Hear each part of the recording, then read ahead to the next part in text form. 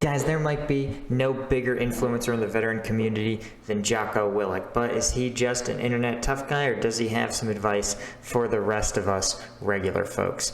I'm Paul, combat veteran, MMA fighter, YouTuber, and today we are checking out Jocko Willink's Why You Should Wake Up at 4:30 a.m. every day, according to a Navy SEAL. Alright, let's get into it. Guys, I wanted to thank today's video sponsor, Opera GX.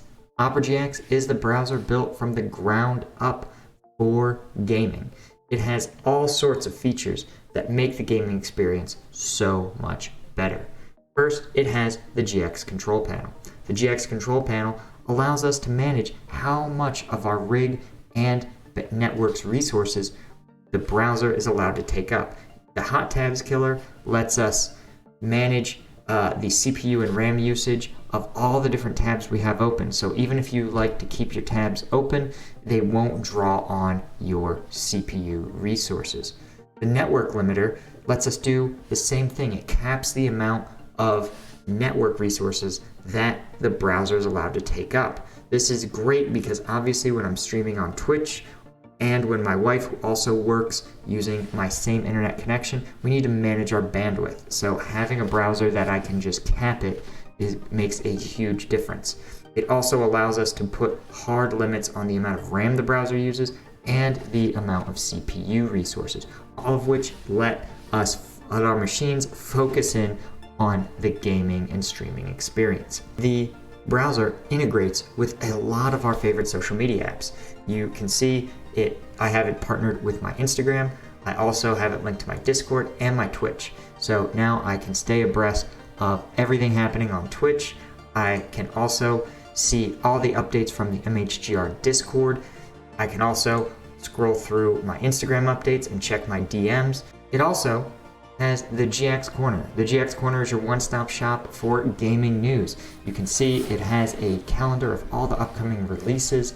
It also has all the best upcoming titles coming out. It has a deals aggregator that lets us see all those gaming sales that are available, lets us see game trailers, daily news, and more. One of the other nice parts about Opera GX is the forced dark mode, right? This allows us to force pages to display their dark mode when we view them. This is awesome because nothing stinks worse than having a dark mode page, booting up a new page, and suddenly getting your eyes just blasted with that bright white light. Forcing everything to stay in dark mode just is easier on my eyes. Guys, be sure to download Opera GX for free through the link in the description below. Thanks again to Opera GX for sponsoring today's video. Are there some things from your service that you can't shake? Okay, interesting. So these are some pictures, it looks like, of him in service. So you can see he's got at least one Army personnel here in standard ACUs, right? One of the things you can tell in pictures, if you're seeing a sort of special forces operator, whether it's a SEAL or a Green Beret, they will almost always have a mismatch of gear, right? They are allowed to combine civilian and military gear. As you can see here with Jocko, he has basically a camping headlamp, which is really useful for doing things like reading at night and stuff like that. Of course, you can see the the non-special operations soldier does not, right? Jocko also has what looks like some sort of modified uniform. He's got a Velcro patch here with, it looks like sewn on himself, IR glint tape reflectors.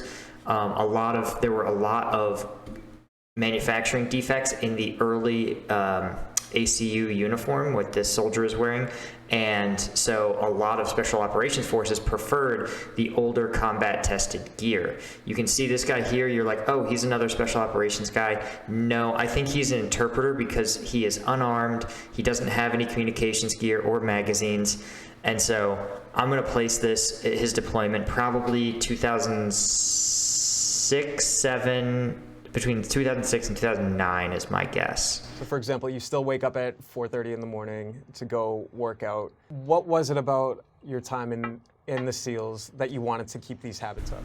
They're good habits. Why would you not wake up at 4:30? Well, what does this bring to you? Waking up early, you just get a jump on the day. The reason I wake up at 4:30 in the morning is because no one else is awake yet. Okay, this is interesting. First off, I want to point out, I really appreciate the fact that this video jumped straight into it. There's a lot of podcast videos that make you wait and wait and wait for the main take. Here's the thing with waking up early. I say that, like, I told myself when I left the military that I was going to be sleeping in, and in some ways I did. In the military, I also woke up usually a little before 5. And that was atypical. I would work out and do my strength and conditioning because I was also fighting MMA at that time. And you had to wake up that early because the gyms on post would fill up so much. And so I would work out, basically do my actual workout. Then I would do the Army's physical training, right, with my unit, because I was an officer. I couldn't be seen shamming out of PT. But those workouts were usually so easy, and I would take that opportunity to do things like maybe do a little coaching with people who were struggling, maybe use it to like I wouldn't use it as like a push myself to the max workout, right? I already had that. Anyway, as an adult, right? As a civilian, I can't get out of the habit. I wake up a little later. I wake up usually about between 5:45 and 6:30 every morning. Can't stop doing it. And it is really nice. If you've been on my streams, you know a couple times I've streamed really, really early in the morning. It's kind of fun. Mostly it's a chance, he's right, like it's a chance to do the self-care that you can't do when you're responsible for other people. And that's the appeal. If you get up before they do, they can't make demands on your time. And so that's the time for you to look after yourself. So that gives me the opportunity to do things that I need to get done kind of selfishly for myself. And the big one in that category is working out. And it doesn't feel good at 4:30 when you get up, but by the time 7 o'clock rolls around and you've already worked out and you've already gotten some work done and you've got some time to say goodbye to your kids before they go to school, it's infinitely better. Yeah, man. Before I moved, taught the 6 a.m. class at my MMA gym.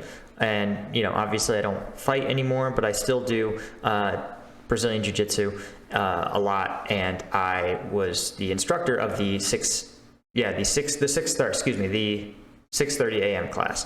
And it was a pleasure to train with those guys, honestly, because it was the class for grown-ups, right? Never had an attitude issue, never had a discipline issue, and yeah, I tried to make the class a slow glide up because everybody that was there had woken up within 30 minutes of them arriving to class. So we would warm up with some yoga, right? We would do some light drilling, then we'd do the actual techniques for the day, and then finally we'd get to rolling. And that is a really fun way to do it because I think with training in the morning, you forgive yourself of a lot more, right? And because it's so early, you don't have to race against time or squeeze it in. Literally, when you squeeze in your afternoon workouts, you feel like it's being pushed on both sides. You got the 11:30 meeting and the 1 o'clock meeting, and you got to work out. But yeah, when you start it early in the morning, it's a much more gradual process. I wish I was still, I left to my own devices, will work out closer to noon. I think that's my preferred time. But yeah, if I can't do that, I'll do early morning. Then sleeping in until 6:45 and you get out of bed and now you missed your kids going to school or whatever. Ouch. Roasting 6:45 as being the late wake up. Man, that is the most Navy SEAL thing I've ever heard. You're not prepared for the day. It's awful. So if someone, maybe they don't have time to work out or they just need something that could be Oh, dude, I don't have time to work out.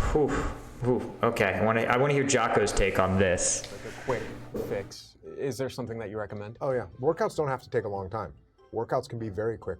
Matter of fact, go do 2 minutes of burpees, as many burpees as you can. Don't put your feet on the couch. That's not acceptable. There will not be. You cannot claim to be inspired by the military and put your shoes on the couch.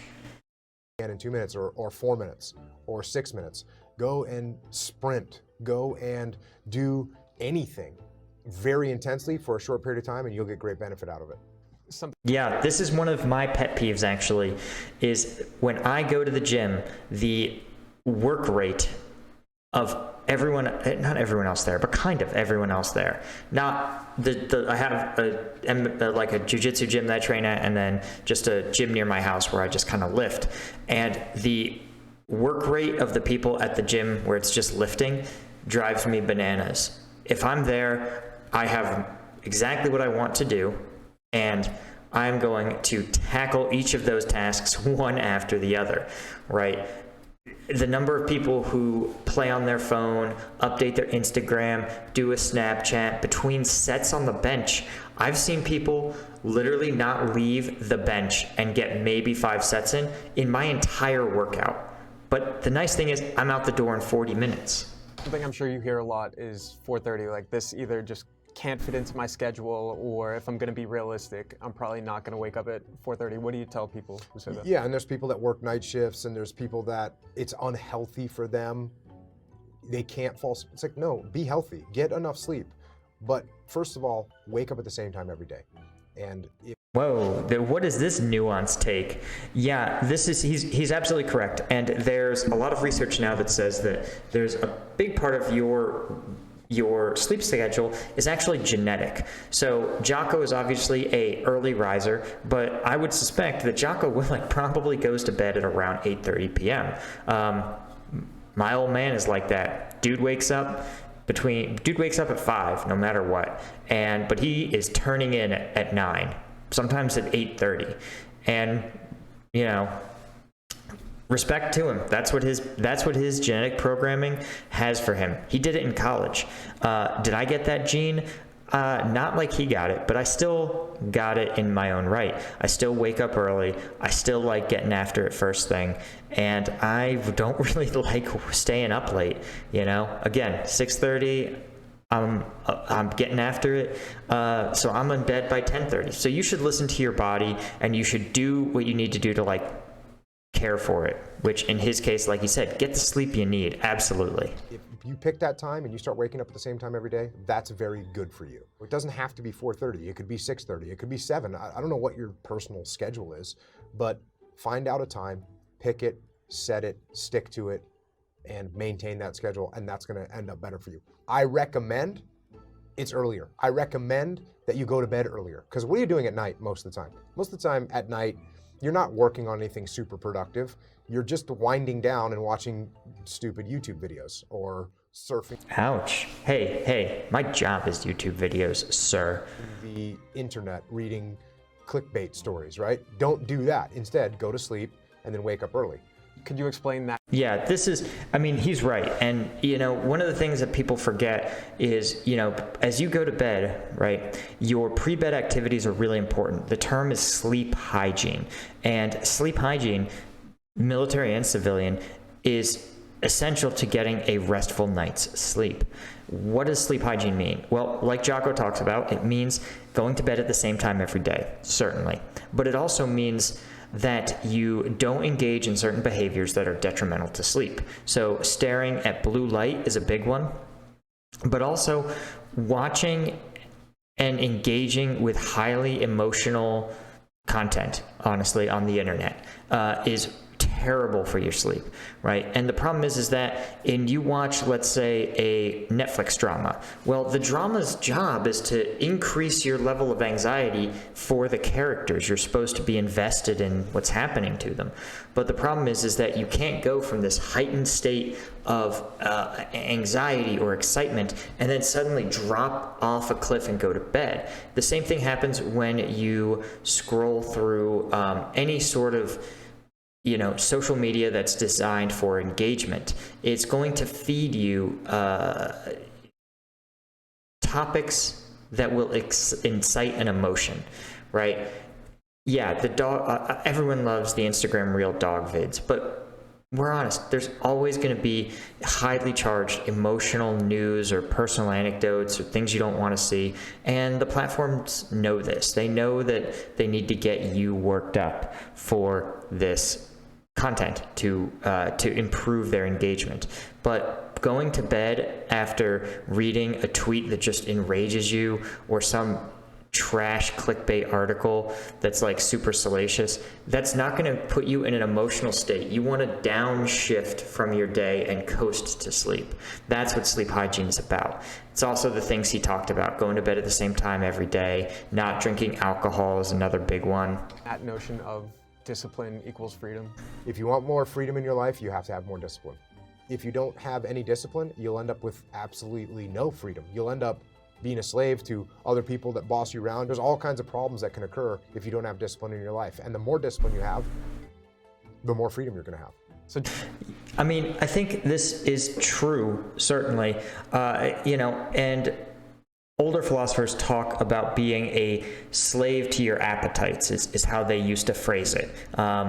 And that means, brought into the modern parlance, it means that you are beholden to your desires. You're powerless to resist those basic urges that you have. And again, that's the part of you, Anthony Bourdain sometimes used to talk about it. It's the part of you that wants to stay home. It's the part of you that wants to stop at Whataburger for lunch every day. I love Whataburger.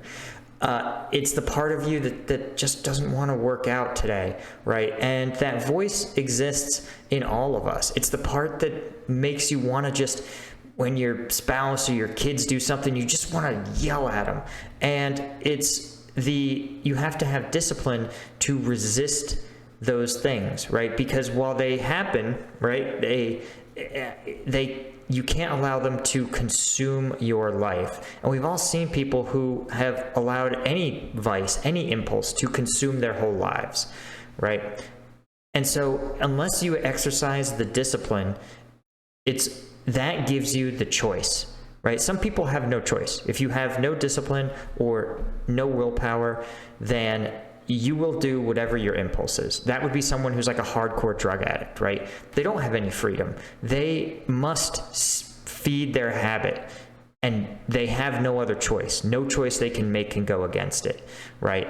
And obviously it's not a willpower thing, but that's an example of someone who is their desires, right? Their brain's reprogrammed desire for drugs overtakes any internal choice they might have had before they became an addict. The moderate version of that, again, is the thing where it's like, if you can't bring yourself to work out every day, for example, then you're not choosing not to work out. Does that make sense? If you can't do A, then you haven't chosen B, you're forced into B, right? If you're like, I can't eat healthy, I can't do it, I don't know, or I don't have the resources, or I just love junk food too much, then you don't choose to eat junk food, you're forced to eat junk food because you can't. And that, I think, is what he talks about as discipline equals freedom. Now, how does a person cultivate discipline? That is a lot more complicated. Things like structure, things like even like early childhood experiences, right, where you're secure in yourself. You have to be willing to try and fail. There's a whole bunch of things as to how to cultivate a person who exhibits the kind of discipline he's talking about. But it can be cultivated. Obviously, the militaries have done this for hundreds of years. Just the discipline of the SEALs it's impossible to leave. No, it's possible to leave. There's retired SEALs all over the place that are undisciplined. They've moved on and they don't care about that anymore. It's fine. I don't judge other people on what they're doing. Like, they're probably stoked to sleep in and hang out with their kids and eat breakfast in bed. That's fine. I don't have anything against that. But for me, I want to get up and go. Yeah, I mean, this is one of the ultimate messages that always used to surprise people. When I left the military, I lived in Brazil for several months, and I went to grad school overseas for a year and then back in the US to finish it. But people were shocked when they were like, wow, you had these experiences in Afghanistan, and they were expecting me to be fully military, I guess. But, it's one of the things Jocko puts out is that, when you leave the military, you get to choose sometimes what you take with you in terms of of what skills you want to take with you. You know, and again, some people don't. Some people have the experiences and the trauma that happens to them, and like you don't get to leave it behind. But for me, and I imagine for Jocko, we get to make a choice. We say, hey, what military cultural things are so important that we think that as we move to the civilian world, we need. For me, one of them is punctuality. I really try to be on time for every professional event. I try really hard to be on time to my friends' events. You know, reality always gets a vote, but I try really hard to do that. The military culture of honor, and by honor, I mean, if you say you will do something, then you make the best effort possible to do it. I think that is essential to functioning in the world. I think it's essential to being a person of character. I think that's what fundamentally character is, right? And I think the discipline and the self-care, you know, military discipline definitely starts with yourself, and by being able to do that, you lift up the other people around you because you're the average of the 5 people you hang out with. So if you are someone who you want to be like, then your friends and the people around you will also be lifted up by it. And yeah, there's some things like the military had a very aggressive, yelling, domineering leadership culture. I didn't drink that Kool-Aid very much when I was in, but I still did a little bit. And, you know, now that I'm older, I would never want to yell at a subordinate, no matter how bad they screwed up. So I try to leave that part behind, you know. But anyway, I think Jocko's certainly not a bad, by any stretch of the imagination, representative for veterans. I think sometimes he's a little too like classic veteran, right? There's a lot of people who are like me. We're kind of regular, goofy guys hanging out. We just handled some business for our country when it needed us to. And, you know, veterans are as diverse as the country they serve. So I'm glad I live in a world with Jockos. I'm glad I live in a world with, you know, all sorts of different veterans, veteran politicians, you know, veteran CEOs, veteran content creators like me and Zach Hazard. So anyway, guys, thanks for joining me. Let me know if there's other veterans you want me to take a look at. I certainly enjoy it, and until next time, I'll see you guys later.